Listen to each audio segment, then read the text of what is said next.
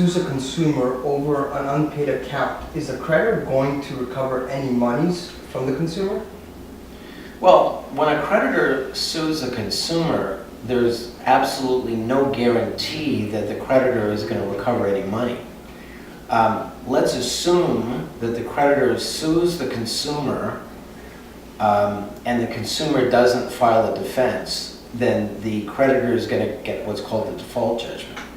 The other way that a creditor can get a judgment is if the consumer files a defense and they have a trial and the creditor obtains a judgment. Now, when a creditor obtains a judgment, the consumer is under no obligation to pay the monies owing to the creditor. Typically, the onus is on the creditor to try and what's called enforce the judgment and obtain monies from the consumer.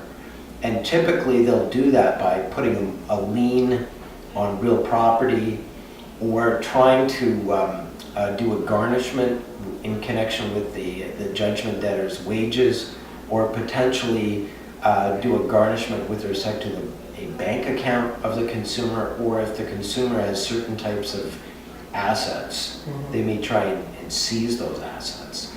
But certainly, the fact that a creditor sues a consumer is no guarantee that the creditor is going to recover a penny from the consumer.